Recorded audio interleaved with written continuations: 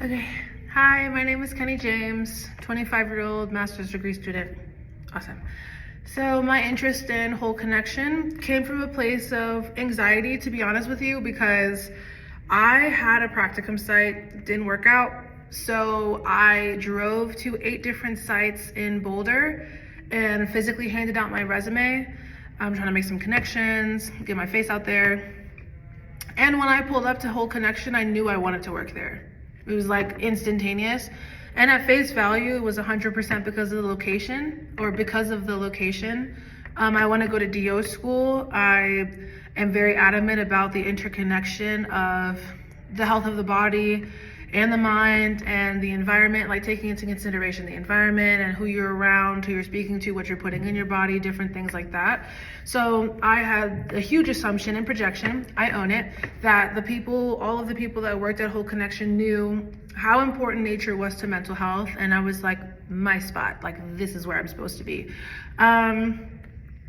And also I went to Whole Connection the second day to see if I could find the person that I gave my resume to the first time.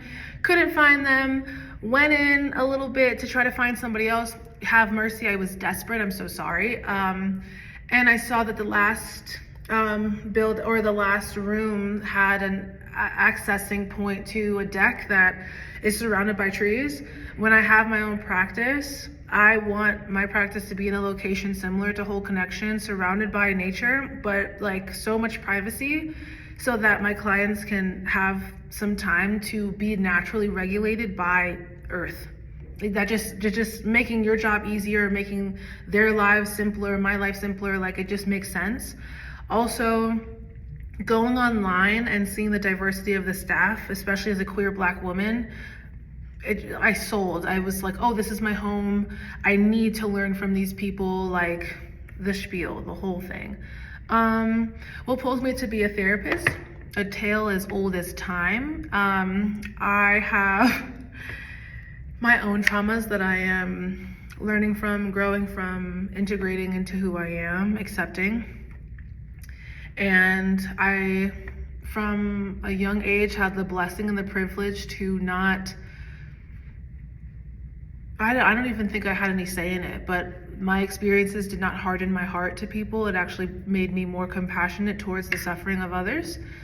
I'm very grateful for that. And I have been a therapist for my whole life. And once I realized and accepted that that was who I was, and recognized myself as somebody who likes to hold space and to get to know others, and seeing how healing that was for others, or how appreciative they were of that, and how little of that exists, just like in casual everyday life for most people, I was like, oh, this is a career. Like I can get paid for this. And that's my dream, to do something that I don't need to get paid for. Like I'm gonna do this regardless. So I was just like, oh, shoot for the stars, let's go.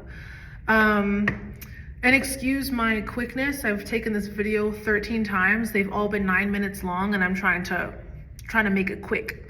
Any parts of myself that I feel like are relevant? I am a middle child. I had 10 years of being the baby before my little sister was born, but nonetheless, I was treated like a middle child, same general life. I spent a lot of time alone. I was overlooked a lot, and that did not give me the opportunity to bounce my nervous system off of other people, or mirror or grasp onto ideals from my parents. And it's a blessing, honestly, because I've been forced to be an independent thinker for a very long time. And honestly, that has given me, and as a recovering people pleaser, it's given me the ability to genuinely sit with someone and care about them, and care about what they have going on, wanting to listen to them. And now with the education that I have at Naropa, I'm not trying to impose my ideals on someone else. I just want to figure out who they want to be, what they want their lives to look like, what the happiest, healthiest version of themselves looks like from their mind, and keep reminding them of that.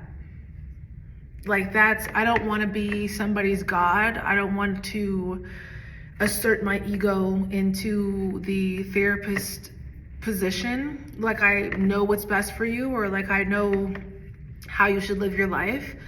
I am seeking to give people their autonomy back so they never have to come see me ever again. I mean, that's my goal in the future, but I don't want to be a therapist that breeds dependence. I want people to be autonomous. I want them to believe in themselves. I want them to trust themselves again, and bring them back to the original versions of themselves, the purest version of themselves, purest, whatever that looks like for them. Yeah, and I just want to say really quickly, regardless of the outcome of this interview or this video or what happens next, I am really appreciative that a space like Whole Connection exists, especially in a bubble as small as Boulder with such little diversity here. I know that your clients are probably really appreciative that they can, or some of your clients are really appreciative that they can relate to the different gender identities and the different skin colors and races of people and ethnicities of people that work at your facility. And I really, really hope that I can come and meet all of you and work with you and be one of those peoples that make someone feel safe. So thank you for the opportunity. And I hope that this wasn't too informal. I can tap in real quick. Apologies again. And yeah, I hope you all have a wonderful day.